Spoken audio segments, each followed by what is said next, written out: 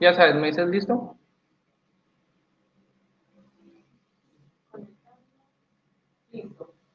Listo. Muy buenas tardes, amigos de Pereirán Vivo, el original, el Urbano Noticias, Informativo Nacional y sobre todo, pues a mi gente de colombiavip.com. Este en vivo de esta tarde, como siempre, es para darles esperanzas, para darles herramientas en esta pandemia para que ustedes tengan en cuenta cómo lidiar con ella, con el trabajo desde casa o las empresas desde casa. Y pues como siempre les tengo un invitado especial. Entonces, no siendo más, demos la entrada a nuestro querido amigo Miguel Ángel. Hmm. Muy buenas tardes César y buenas tardes a todas las personas que nos están viendo desde Pereira en Vivo y Colombia VIP. Excelente, Miguel Ángel. Muchas gracias por estar con nosotros, por estar en este espacio. En este espacio, más que todo, lo que queremos es que la gente tenga esperanzas, se llene de esperanzas y se dé cuenta de que todos estamos pasando por un momento muy difícil, pero sin embargo hay formas de lidiar con esta pandemia, hay formas de lidiar con las crisis. Por eso cada fin de semana estoy trayendo una serie de profesionales para que nos cuenten cómo lidian con el tema de la pandemia y de la crisis. Y pues primero que todo, Miguel, preséntate. ¿Quién eres tú? Bueno, pues mucho gusto. Como César ya les comentó, mi nombre es Miguel Ángel García Calle. Soy ingeniero de la Universidad Tecnológica de Pereira, ingeniero de Sistemas y Computación.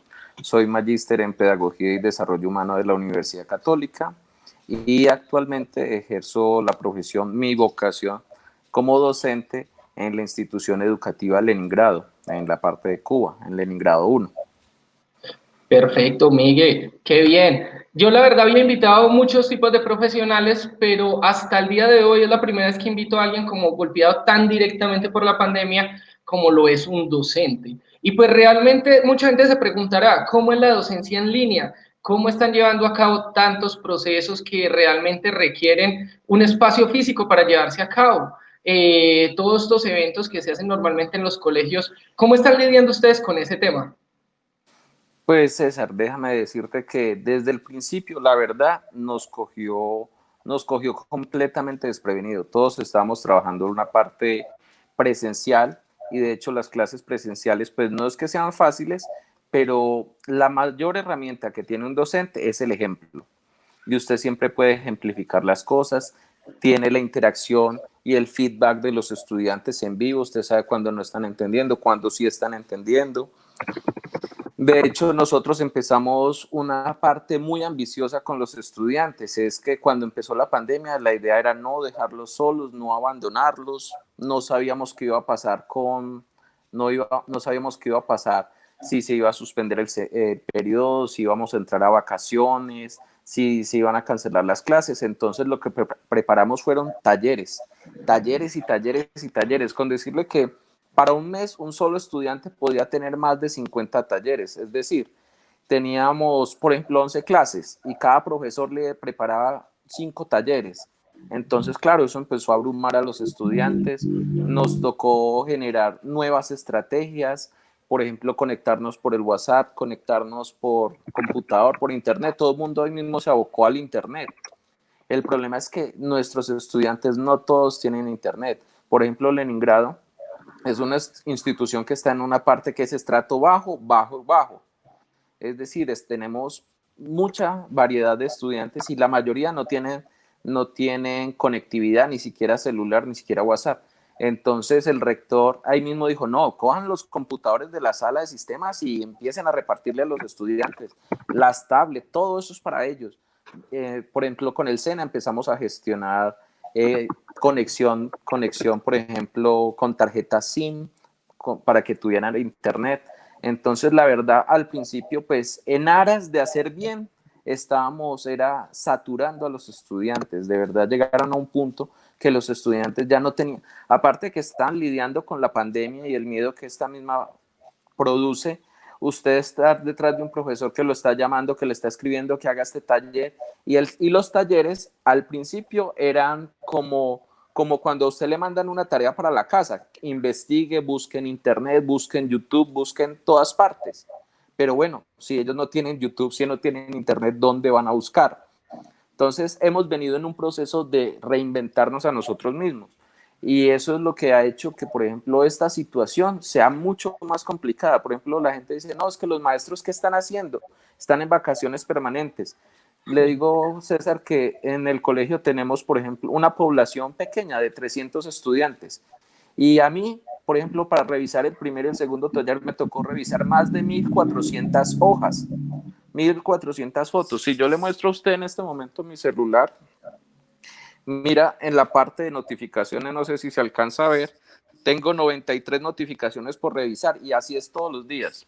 No, es que, Miguel, la verdad, el trabajo desde casa en parte, yo que llevo trabajando desde casa desde hace muchos años, esto es una esclavitud total porque uno se vuelve, tiene el jefe normal que siempre ha tenido, los clientes que uno siempre ha tenido, pero también uno es el jefe.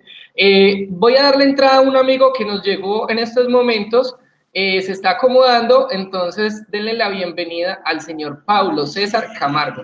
Pablo César, bienvenido a Pereira en Vivo, Colombia IP, al Urbano Noticias y a Informativo Nacional. Muchas gracias, César, por la invitación. Disculpa la demora, problemas técnicos de última hora me ponen a trabajar ahorita con el celular, pero aquí con mucho gusto para compartir contigo y para poder estar con tu audiencia. Estoy a tus órdenes.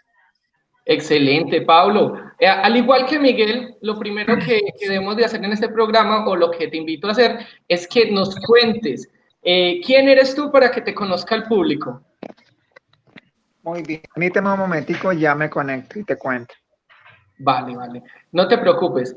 Hágale, Miguel. Entonces, hay una pregunta que normalmente tienen las personas en el noticiero entre semanas, nos hace mucho esa pregunta.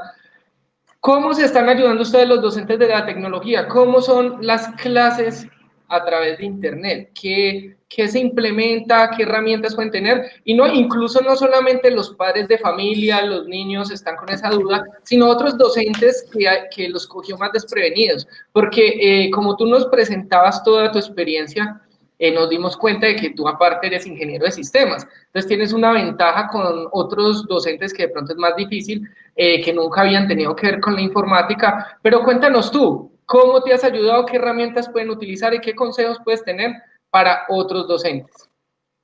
Bueno, pues ahí la primera parte es que nosotros estamos atacando todos los flancos posibles. De hecho, estamos generando clases en vivo.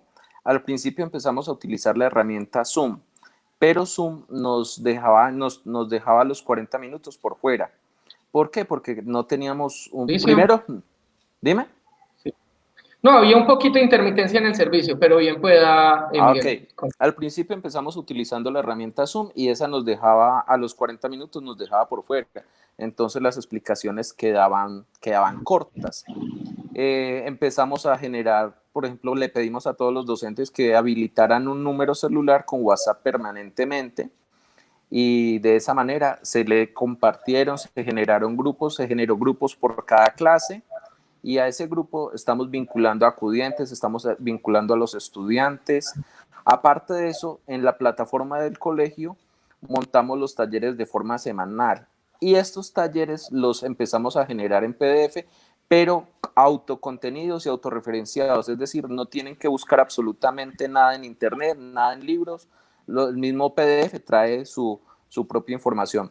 Aparte, una muy buena noticia para las instituciones educativas públicas es que, por ejemplo, la herramienta de G Suite de Google está dando su servicio completamente gratis para cualquier institución educativa de tipo público. Es decir, usted tiene una página web .edu.co, puede solicitar a Google que le brinden la herramienta de clases. Por ejemplo, ellos le dan a usted, por ejemplo, el Google Meet, les dan correos con espacio de almacenamiento ilimitado, usted puede tener en espacio en el Drive todo lo que usted quiera, puede subir archivos de hasta 5 teras.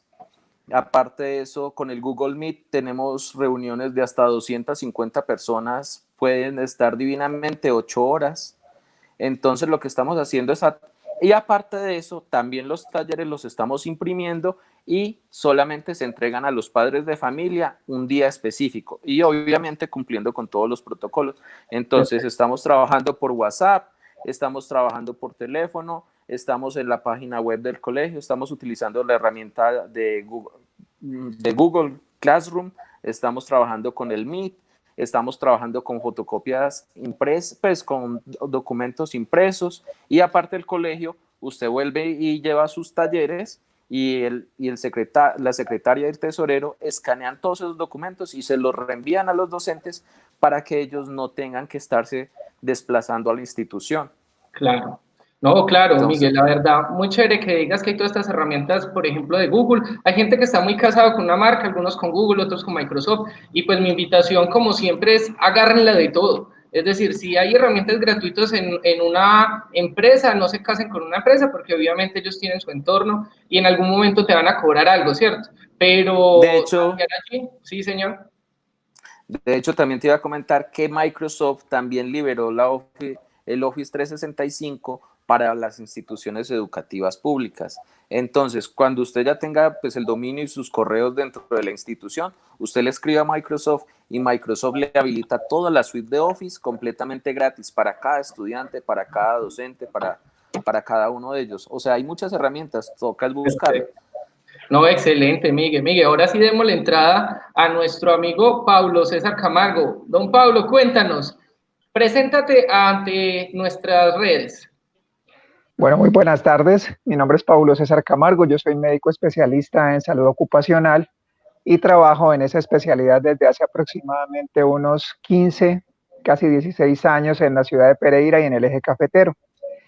Actualmente laboro con empresas, no trabajo propiamente con el sistema de salud, no trabajo con EPS o con ARLs, y valoro a los trabajadores de cada una de las empresas haciendo un enfoque de consulta en la prevención de la enfermedad, en la prevención de la accidentalidad, pero también haciendo atención primaria de cualquier patología o cualquier condición que los pacientes de esas empresas tengan. Y actualmente, gracias a Dios, con el tema de la pandemia por la enfermedad COVID-19, hemos podido estar de la mano del sistema de salud, de las EPS y de las ARLs, apoyando a los trabajadores de las empresas y a sus familias incluso, con condiciones de salud que no dan espera o que tienen que ver con esta coyuntura. Excelente, don Pablo. Qué bueno, la verdad, tener acá un equipo tan nutrido de profesionales que nos pueden dar consejos en este tema de la pandemia. Pues digamos que nosotros tres el que más conocimiento frontal tiene de esta crisis eres tú, pues porque no solo lo tienes que lidiar como profesional, has tenido que innovar tus métodos de atender clientes, de implementar, pues cierto, toda la mecánica que todo el mundo está buscando de pasarse a la virtualidad, sino que de todas formas ustedes tienen una batalla que nosotros nos toca verla como espectadores, y es la batalla frontal que están lidiando con las personas que se enferman, que pueden ser algunos positivos, otras personas que tienen dudas, y pues realmente, ¿qué consejos tienes para nosotros con respecto a eso? ¿Cómo nosotros nos podemos acercar a un profesional y decirle, ven, tengo dudas, tengo una fiebre, un dolor de cabeza, como una gripa? ¿Dónde uno puede preguntar ese tipo de cosas? Eso es una pregunta clave y yo creo que eso resumiría prácticamente todas las inquietudes que la audiencia tuya pueda tener al respecto. Sin embargo, hay que tratar de dimensionarlo en el marco de salud que tenemos. Actualmente en nuestro país, nosotros estamos regidos con un sistema de salud que viene desde 1993, en el cual aseguradoras privadas le brindan la atención a las personas que trabajan, se llaman cotizantes, esas son las famosas EPS, ahora se llaman administradoras de planes de beneficios, y esas empresas, tanto a al trabajador que está vinculado como a los beneficiarios de él, esposo, esposa, hijos, les brinda servicios de salud. Hay personas que no trabajan y que por diferentes características económicas, educativas y culturales tienen menos acceso a un trabajo formal. Ellas están vinculadas al sistema por medio de otro esquema de salud, ¿sí? Que son prácticamente lo que se conoce como el SISBEM. Esas personas también tienen una atención en salud muy similar, y una de las grandes ventajas del sistema de salud es que tiene muy buena cobertura. Desafortunadamente, la falla está en la necesidad que tú planteas. Por ejemplo, ¿por qué hay tanta desinformación en las redes? ¿Por qué hay tan pocas posibilidades para que las personas sepan si lo que salió es la cura para el COVID, que lo vemos todos los días en WhatsApp, todos los días en Instagram, todos los días en Facebook y en cualquier red social? Es porque no tienen posibilidades de acercarse a su médico tratante. Aquí en Colombia no tenemos un esquema, por ejemplo, del médico familiar, el médico que le asignan una familia. En otras latitudes tenemos esa posibilidad, y es una persona con la cual una familia, un barrio, una región puede estar en constante contacto y poder brindarle a esas personas no solamente la atención que necesitan en salud, sino también la información necesaria para tomar decisiones. Esa es una de las grandes falencias de la Ley 100, porque es un modelo que, a pesar que tiene muchísima cobertura y nosotros alcanzamos con el sistema de salud a atender a mucha gente en Colombia, la calidad de la atención no es exactamente igual. Entonces, muchas veces tú quieres que un médico que te atendió en una primera oportunidad te vea nuevamente en una EPS, no puedes, ¿sí? En nuestro país tenemos, aparte de los regímenes contributivo y subsidiado, el régimen de los docentes, el régimen de los militares, y hay en ese sentido una falla en la forma en la que el Estado controla y supervisa la salud. En esta pandemia, en esta situación puntual, la principal consulta, la principal necesidad de las personas es el estado de ánimo. La mayoría de las personas que tocan a mi puerta en mis consultas hablan acerca de sus sentimientos, de sus emociones, de cómo esta coyuntura los está afectando en su día a día, en su sentir, y sobre todo también por la incertidumbre en la que estamos frente a este tipo de situación. Eso es algo que debería ser, pero para allá. Sí, el Estado debería preocuparse porque podamos llegar a las personas con información correcta, pero también podamos llegar con una voz de aliento para tratar de todos unidos salir juntos de esta coyuntura. Creo que hay muchas opciones en este momento para la población. Tenemos que buscar la manera de que en el sistema de salud y en el tipo de aseguramiento de salud que tengan, ellos puedan encontrar ese interlocutor que les pueda dar información veraz y les pueda proporcionar las maneras de cuidarse y que podamos salir todos juntos adelante. Excelente, excelente, don Pablo. Mira que tú comentas algo muy crucial y que yo creo que Miguel y yo tendremos comentarios acerca de ese tema. Muchas gracias a nuestro seguidor Julio César Jaramillo por el comentario. Estaremos todos los sábados acá informando de temas variados con tema de la crisis. Nosotros tendríamos acá un comentario y creo que Miguel me dirá si estoy en lo acertado. Desde nuestra ignorancia médica, que nosotros como ingenieros de pronto no nos podemos ir a meter hasta allá, pero sí vemos mucha información falsa en redes, ¿cierto? Vemos mucho, como dices tú, todos los días descubren la cura del COVID y cada vez es una persona diferente y es una cura diferente, y pues sabemos que pues en algún momento pueden descubrir la cura, y yo en mi ignorancia no puedo decir esto no es la cura sin yo saber, sin consultarle a un profesional como usted, si eso no es, pero uno sabe que todos los días no va a salir una cura distinta. Entonces, pues también esto debe ser un llamado a la atención a todos nuestros usuarios, de que pongan cuidado que comparten. Sí, está bien, a veces la gente tiene una muy buena intención y realmente lo que quiere es ayudar y que las personas estén bien, pero muchas veces una mala información puede ser más peligrosa que no dar ninguna información. ¿O qué opinan ustedes acerca de este tema, muchachos? Pues de hecho le comento, mucha parte de, por ejemplo, de las conversaciones o de las charlas que tenemos con los estudiantes es precisamente eso, porque se empiezan a tejer una cantidad de mitos y leyendas con respecto que no, que es que el virus se muere con el vapor del jengibre, que empiezan a hacer unas cosas tan extrañas que uno, o sea, mucha parte del tiempo, y como decía Pablo César ahora, la parte emocional y psicológica de los estudiantes o de toda la población en general, en este momento nadie le está teniendo en cuenta, y es un factor completamente importante. O sea, eso define cómo va a tomar la persona la pandemia. Entonces a nosotros nos toca lidiar con la parte de acudientes, estudiantes, hasta nuestros propios familiares que piensan una cantidad de cosas. Entonces nos volvemos como los cazadores de mitos, tratando de mostrarles evidencia e información verídica para que no empiecen a creer y a caer en tantos bulos informáticos que hay en este momento. De verdad, esa es yo diría que por ahí un 40 o 50% del trabajo que hacemos diariamente. Sí, no, tratar de excelente. ayudar con la parte de la información. El comentario de los bulos que hace Miguel es 100% cierto. Es decir, yo sé que en estos momentos acá nuestro profesional médico, Pablo, nos dirá, he visto un montón de cosas que uno no se las cree. Y pues yo creo que, pues como usted es una persona muy cercana a la tecnología, que pues acá le cuento a nuestros televidentes que también ha sido cliente de nosotros en Colombia IP con proyectos tecnológicos, y pues ellos son pioneros. Los presento también a ellos dos como amigos y como ellos dos son socios en un negocio de un software médico que ahorita si quieren contarle al público de qué trata. Pero aparte de ese tema, pues son personas que ya tienen conocimientos informáticos y saben que esto de los bulos no es nuevo.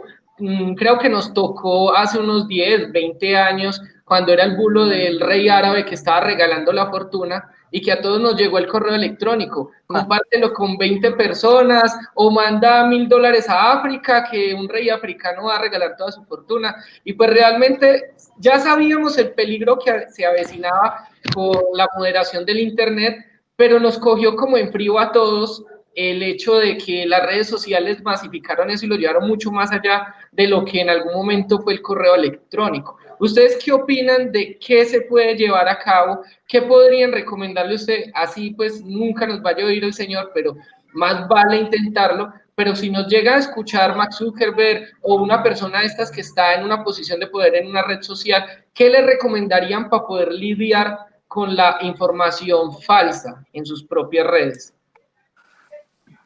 Pues la primera parte que toca empezar a trabajar la parte de noticias, cualquier información que se vuelva pública, toca empezar a manejarla como hacen las universidades o como manejan los centros científicos, donde existan documentos escritos de índoles, pues de índole científico con una seriedad certificada que garanticen esa información. No cualquier persona desde su baño pueda escribir cualquier artículo y todo el mundo empiece a creerlo. O sea, yo creo que necesitaríamos una parte de referenciación Sí, y acá validación de dos tiempos. personas nos dejan unos comentarios.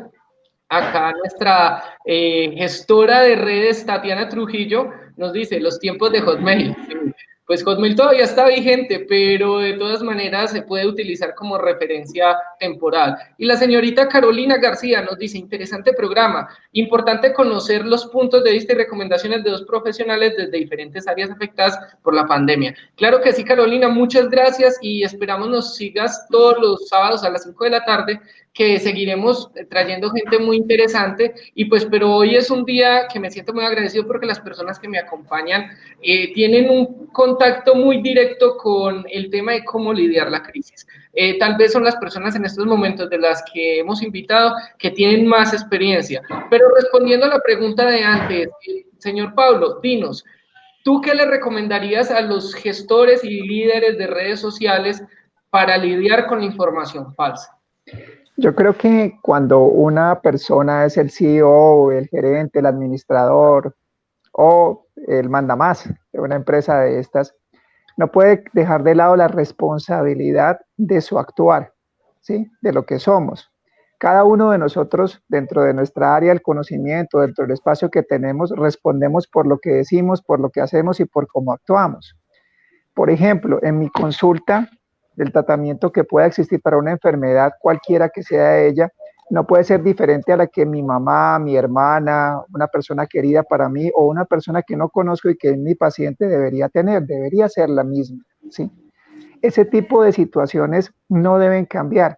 Si yo tengo la potestad de ser el dueño de una red social, yo mejor que nadie frente a una coyuntura como esta que es de salud o económica o social o política, debo pararme en primera persona y ser el abanderado de la verdad y expresarle a las personas desde mi punto de vista, obviamente, pero también desde mi ejemplo, cómo son realmente las cosas actualmente frente al tema que puede estar en discusión. Cuando hay incertidumbre, cuando hay un tema nuevo como esta enfermedad, el COVID-19, la estamos rastreando desde el 17 de noviembre del año pasado, que muy probablemente es el primer caso que podamos detectar en China, aunque hay estudios que dicen que puede ser antes que apareció, pero que a la fecha, el 18 de de julio, no tenemos ningún tratamiento todavía efectivo para ello y no tenemos vacuna. Es una realidad. Yo no lo menciono en este momento, en este espacio o en mi consulta, porque de pronto ayer no haya leído la última información referente al tema. Pero si mi mamá o un ser querido en este momento no tiene la posibilidad de acceder a un tratamiento, no es porque no exista, sino porque realmente estamos frente a una incertidumbre. Igual cualquiera de mis pacientes. Obviamente muchas personas en su desesperación, médicos incluso, o personas de ciencia están intentando darle a los pacientes cualquier cosa o a un ser querido para que no vaya a tener un desenlace fatal. Pero eso hay que expresárselo a las personas y a la población en general.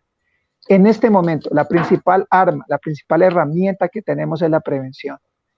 Si nosotros usamos correctamente el protector nasobucal que nos cubra de nariz a mentón, hacemos un distanciamiento social a 2 metros idealmente de cada persona y nos lavamos continuamente las manos, más una cuarta recomendación que desde hace una semana es muy importante y es tratar de mantenernos en espacios abiertos o si son cerrados muy bien ventilados naturalmente. Con eso podemos nosotros evitar un contagio de la enfermedad. Esa situación para una gran cantidad de trabajadores informales de nuestro país, el 60% de los trabajadores en nuestro país son de economía informal, que tienen que ganarse el día a día en la calle, que viven al día, no es tan fácil, pero definitivamente nosotros sí podemos ser parte de una solución para ellos y apoyarlos en este tema. ¿Por qué? Porque en este momento de la historia, nunca antes mi salud y la de mis seres queridos dependía ya no de nosotros, sino de todos. Y tenemos que tratar en lo posible entonces de hablar con la verdad, hacernos responsables de los que decimos y sobre todo los que pueden liderar en las redes esta información, tomar la vocería de la verdad, pero también dar un mensaje de esperanza, dar un mensaje de que podemos hacerlo juntos y podemos salir adelante. Ahí es donde yo considero que cuando uno tiene la necesidad de un ingeniero de sistemas, un experto en un tema, esa persona debe tener la capacidad de hablar en tu mismo idioma y de hacerte entender lo que necesitas. Ahí es donde te das cuenta de que es la verdad, que ese conocimiento te sirvió, que lo aplicaste y que seguiste adelante. Excelente. Don Pablo, una pregunta. Mira, acá una persona del público nos pregunta si estamos contextualizados. Obviamente, ¿qué opinamos de lo que se está haciendo en Cali, pues por el señor alcalde? De pronto tú conoces qué está haciendo. Claro que sí. Claro que sí. El señor Hernando García, muchas gracias por la pregunta. Realmente es una inquietud muy válida porque en Cali, tanto el alcalde de Cali como la gobernadora del Valle están solicitando la posibilidad de que se realice tratamiento para el COVID-19 con un medicamento que se llama ivermectina. La ivermectina es un antiparasitario ampliamente conocido por la medicina hace muchísimos años, ¿sí? Y se utiliza para tratar diferentes enfermedades provocadas por parásitos. Sin embargo, desde más o menos abril, creo, de este año, unos investigadores en Australia mostraron que en in vitro, en el laboratorio, este medicamento ivermectina podía inactivar el virus del SARS-CoV-2, que es el causante de la enfermedad COVID-19.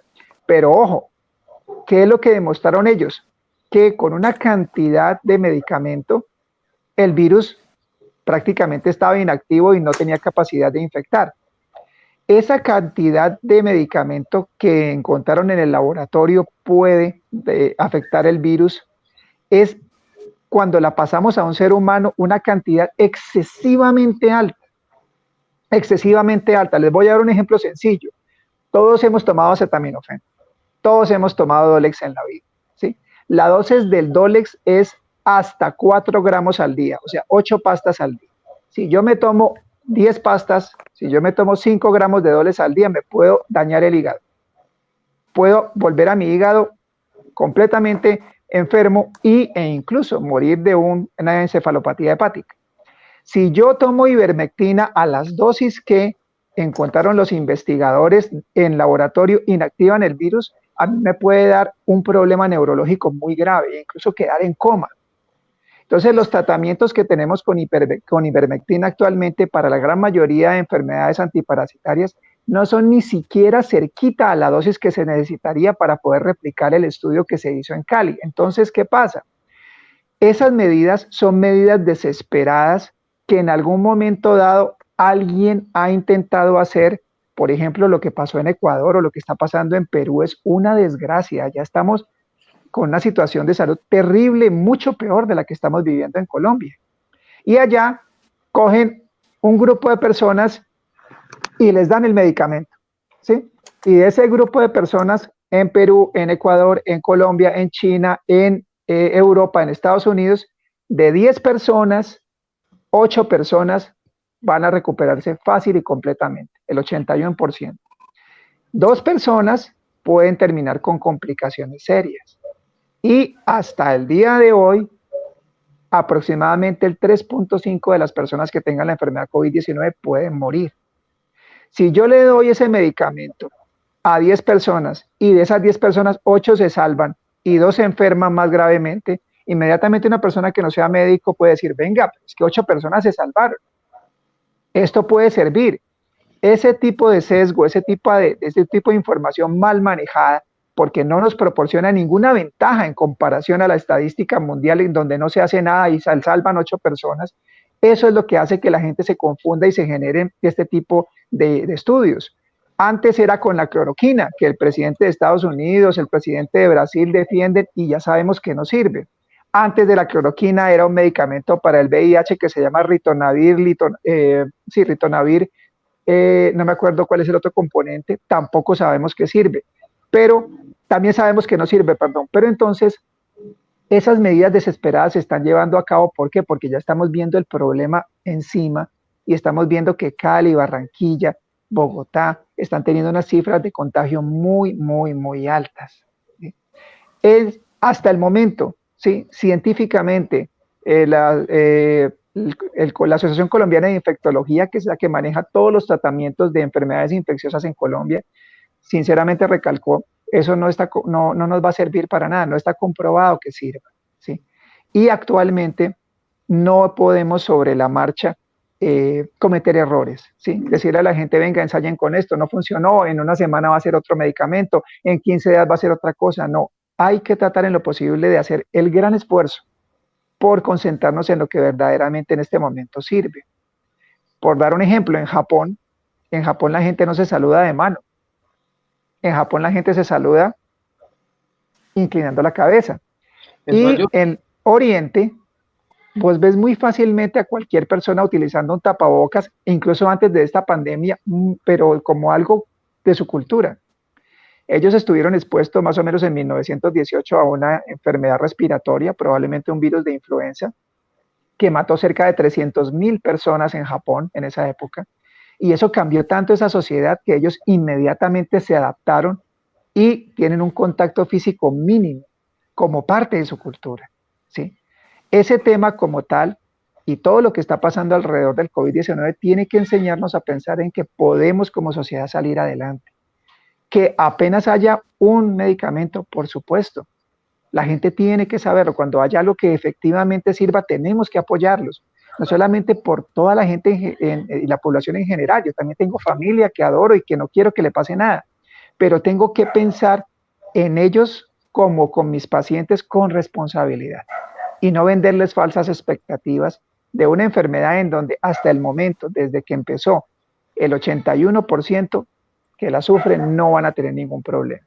El 19% van a tener hospitalización, van a tener casos muy críticos y de ese 19% más o menos, en total del 100%, 3.5% pueden fallecer. La prevención nos va a sacar adelante y si lo hacemos todos juntos vamos a poder retornar a una actividad económica y si nos cuidamos y seguimos todos como un equipo las indicaciones que realmente ya sabemos, vamos a tener mayores posibilidades de salir adelante como sociedad. Perfecto, perfecto, doctor. Le cuento lo siguiente. Voy a aprovechar que estamos todos juntos y voy a poner un pequeño video hablando del tema de que nos contabas, de que el señor presidente de Estados Unidos, Donald Trump, estuvo recomendando básicamente que se inyectaran cloro. Él después lo hizo. Después se trató de salir con que era un chiste, que era una chanza, que la gente lo está exagerando. Él siempre que dice algo polémico, luego sale con que lo estaban exagerando. pero igual voy a poner el video de otro medio, pero pues es algo público, lo voy a poner acá en un segundo y ustedes me dicen qué opinan del siguiente video.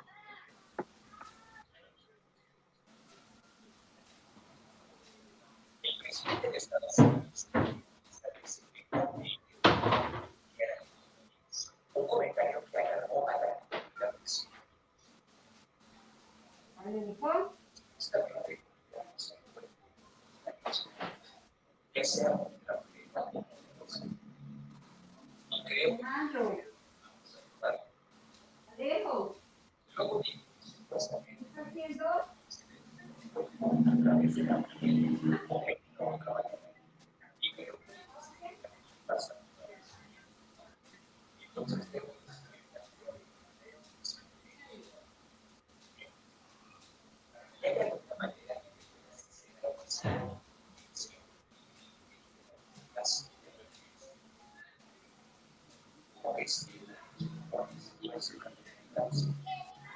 será interesante para eso.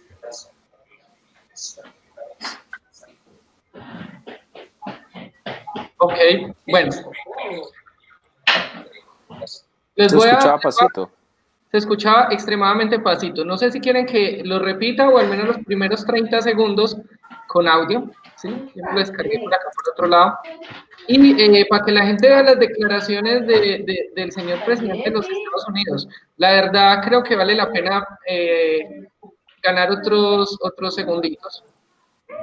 Con tal de que pues, se sepa realmente qué es lo que pensaba el hombre en este momento. Listo. El presidente de Estados Unidos bloquear al coronavirus. ¿Se escucha mejor? Sí. Sí. Claro. Un comentario que alarmó a la comunidad de científicos. Supuestamente golpeamos al cuerpo con una luz tremenda, ya sea ultravioleta o poderosa. Y creo que dijiste que lo vamos a probar. Luego dije que supuestamente trajiste la luz dentro del cuerpo a través de la piel o de alguna otra manera.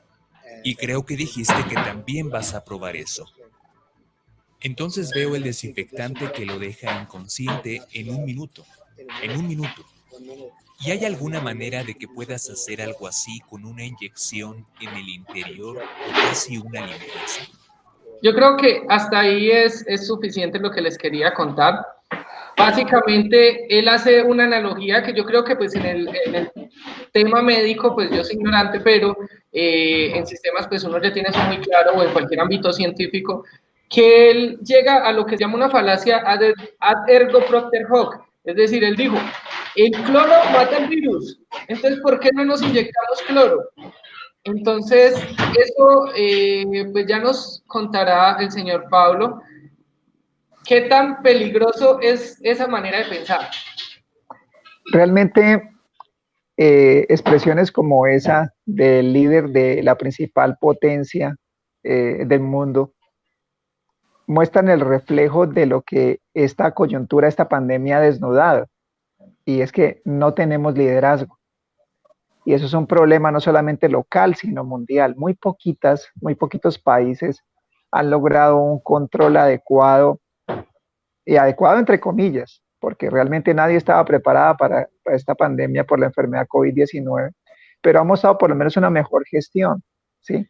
Casos como el del presidente Trump en Estados Unidos, el de Jair Bolsonaro en Brasil, el del señor Obrador en México, situaciones en donde realmente por el ejemplo, lo que mencionaba ahorita y que hablábamos del tema del liderazgo, por el ejemplo pueden haber llevado a sus seguidores, a sus copartidarios o a sus coterráneos a cometer errores, ¿sí? Por interpretar mal esa información.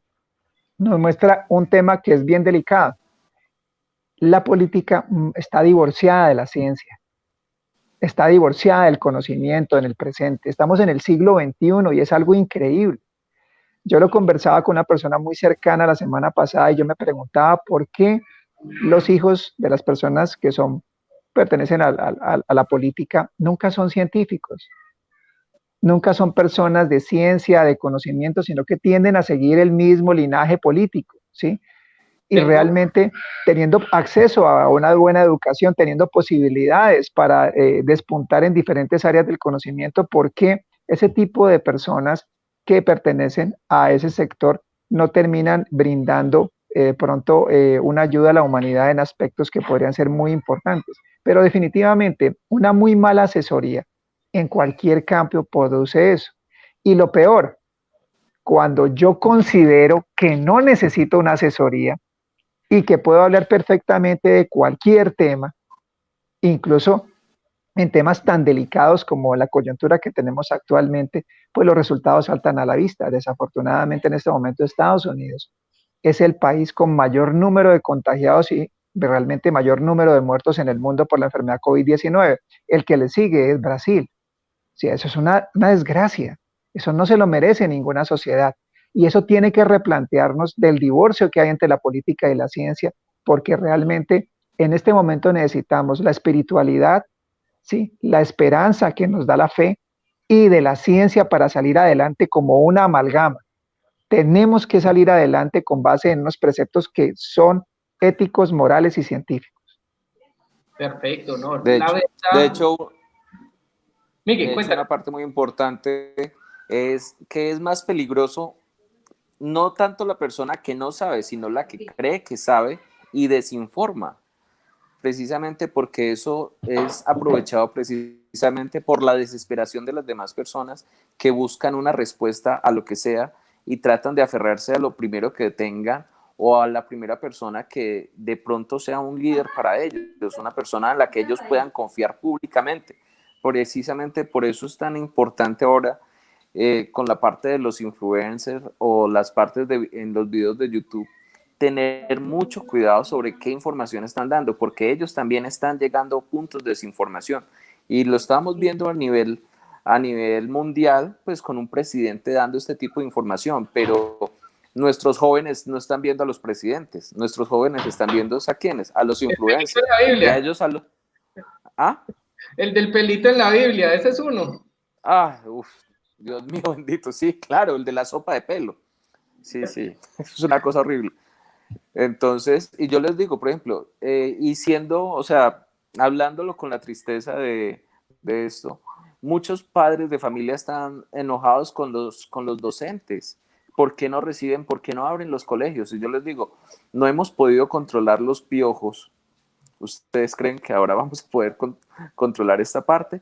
Porque muchas personas de pronto tomaban a los colegios como parqueaderos de niños. O sea, yo dejo a mi niño parqueado allá y, y más tarde vuelvo por él.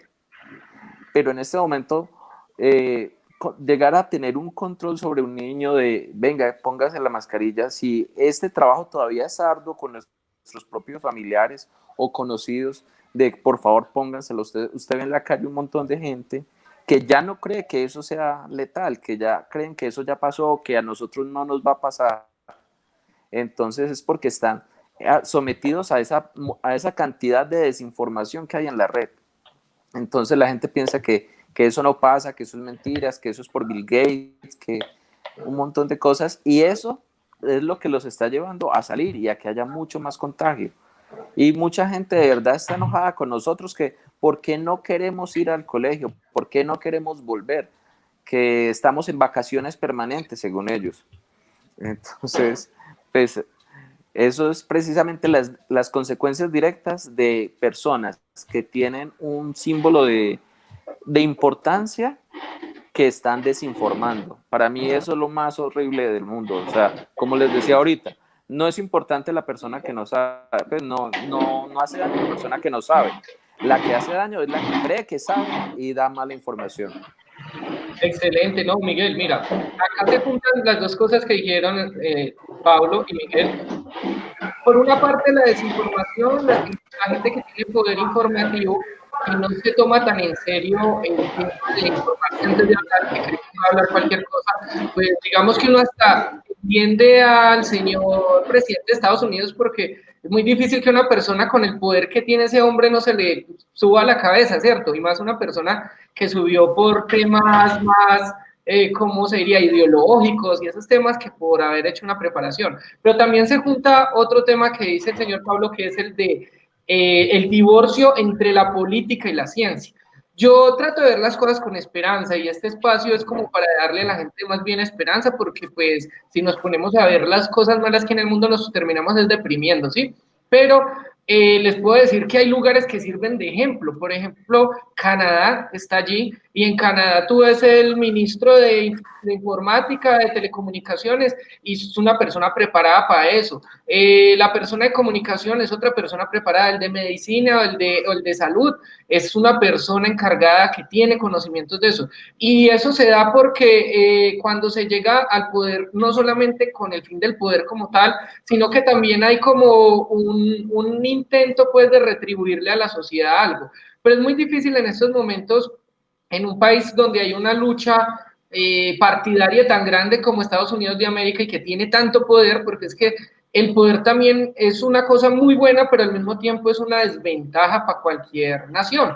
Es la lectura que yo doy desde mi ignorancia política, pero sé que eso hace que sea muy difícil para un país de esos gestionar, montar allí a una persona 100% profesional, porque como hay una guerra de poderes y si la persona no es experta en ese juego, es muy difícil que llegue arriba. Algo similar a lo que nos pasa en Colombia. En Colombia va a ser muy difícil que llegue una persona que no esté en una guerra de poderes, indiferente de que el bando ideológico sea y todas esas vainas, pero acá la gente llega al poder por el poder. Pues es muy difícil que llegue por la retribución a la sociedad. Entonces, pues por eso se dan esas situaciones, pero también hay que ver el lado bueno, y es que hay países que sí nos están dando cátedra, que sí nos están dando un ejemplo de que se puede, y realmente se ven números. Eso es la otra cosa, no solamente la política y la ciencia están divorciadas, sino que la ciencia y la sociedad están divorciadas. La gente no le gusta ver los números, llegar y sentarse, ver los países del mundo. ¿Qué país tiene menos casos? Este y este. ¿Y por qué tiene menos casos? Pues por una sencilla razón. Ellos tomaron estas determinaciones y estas otras.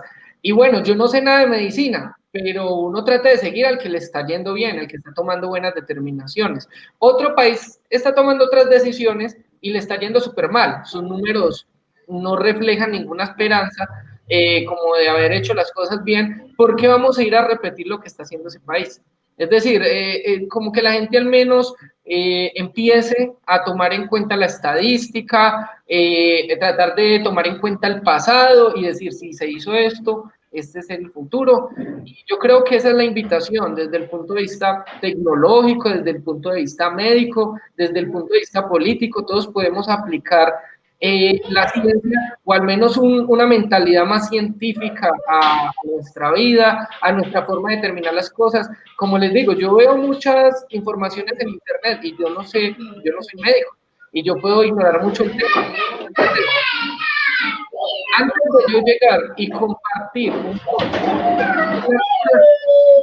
primero le pregunto a profesionales en el tema, ¿cierto? Pero excelente. Yo creo que ya está haciendo el cierre. Tenemos 12 minuticos para despedir. Le quiero agradecer a todo el público y pues por ahora entonces los invito a que nos despidamos, a que nos den el último consejo y que el público tan lindo. Ok, César, muchas gracias, de verdad. Ha sido un placer estar con ustedes, con el doctor Pablo César, gran amigo. De verdad les digo, la parte más importante en este momento para la educación, como lo decían ahorita, es el estado de ánimo de los estudiantes. No solamente el de ellos, sino el de sus acudientes. ¿Cómo están viviendo esta pandemia? Yo tengo casos de estudiantes que son brillantes, que participan, mejor dicho, trabajos de 5 más para arriba, pero en este momento la pandemia los ha golpeado tanto que no quieren estudiar. De hecho, ellos prefieren perder el año, empezar la otra parte. Entonces, no es tanto que los llenen de talleres, no es tanto que los mantengan ocupados. Este momento que nos ha brindado la pandemia es para compartir en familia. Sé de personas que han logrado empezar a tener comunicaciones con sus familias, o sea, no sabían los gustos musicales de sus hijos, no sabían los comportamientos, las familias, los lazos de amistad que tenían, no sabían sus intereses afectivos, y en este momento se están redescubriendo. Entonces, este momento, esa yo creo que ha sido una de las partes positivas de esta pandemia, de verdad. No tanto, yo siempre he dicho que no enseñe tanto, enseñe poco para que se aprenda mucho. La idea no es llenar a la gente de contenidos, no es llenar a la gente de trabajo, es preocuparnos por el ser. En este momento siempre tenemos tres pilares que son el ser, el saber y el saber hacer. En este momento es más importante el ser. O sea, los invito de verdad que vivan con sus familias, disfruten tiempo, reinvéntense, reencuéntrense, colabórense. Esa parte es lo más importante. Eso, por ejemplo, a nosotros nos ha permitido salir adelante, porque nosotros como docentes tenemos que ser pilares para nuestros estudiantes y darles fe, optimismo, somos faros en una oscuridad, pero también tenemos que solamente es parte de la familia, como decía, hay muchos factores en los cuales debemos trabajar y eso es lo que nos ha fortalecido y nos permite salir adelante. Excelente, Miguel. Señor Pablo, ahora sí, para que te despidas del público y les des el último consejo antes de decirles adiós. Bueno, primero que todo, muchas gracias, César, por la invitación. Ha sido un espacio muy agradable. Gracias, Miguel, por compartirlo también. Realmente yo quiero adherirme a las palabras de Miguel Ángel porque de alguna manera los médicos en la consulta somos educadores de los pacientes y somos realmente quienes brindamos una información para que ellos puedan entenderla, puedan procesarla y puedan aplicarla para lograr una mejoría o lograr un control de una condición de salud. Realmente tenemos que seguir educando, tenemos que seguir brindando información correcta y esperanza a nuestra sociedad desde nuestros ámbitos, desde tu programa, César, desde tu trabajo, Miguel Ángel, desde la consulta de todos los médicos, y tenemos que tratar de que las personas vuelvan a creer en los profesionales de cada ramo. Desafortunadamente, estamos en una sociedad que está permeada por los intereses económicos por encima de todo, pero las personas pueden acercarse a donde su médico y pueden preguntarle en cualquiera de las consultas acerca de la realidad de esta situación y de cómo ellos protegerse y poder cuidar mejor a sus familias. Tenemos que volver a generar esa confianza y tenemos que brindarnos a nuestros pacientes, que en el caso de la medicina es la razón de ser de nuestra existencia. De entrada, lo que necesiten siempre en este espacio, mi trabajo, también para ustedes como amigos, con mucho gusto siempre. Excelente, muchachos. Yo la verdad les agradezco demasiado por acompañarnos en este espacio. Los invito a que dejen en los comentarios de este en vivo las redes sociales de ustedes para las personas que estén interesadas de pronto en que les brinde más información o contactarlos para que ustedes les ayuden. Puedan hacerlo. También invito a todo nuestro público a la reflexión del programa de hoy. No se divorcien de la ciencia.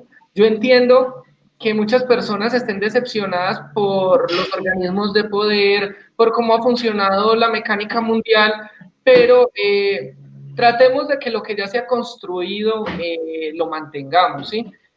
Además de eso, pues invitarlos a no perder la esperanza, a realmente buscar mecanismos para utilizar la tecnología, llevar sus negocios online, buscar la manera en la que podamos salir adelante y de todas formas, pues para que el mundo es muy cambiante. Hoy es una pandemia, puede suceder cualquier cosa en el mundo y es empezar a que esto sea una lección para prepararnos como profesionales, como empresas, como negocios, para todo lo que pueda suceder. De todas maneras, pues acá está este espacio para que nos acompañen y escuchen consejos de los profesionales que voy invitando. Y de nuevo le digo muchas gracias al señor Miguel Ángel y al señor Pablo César. Los espero en algún próximo programa. Muchas gracias y hasta luego a todos. Claro que sí, muchas gracias. Hasta luego a todos. Hasta luego. Muchas gracias, César, a todos.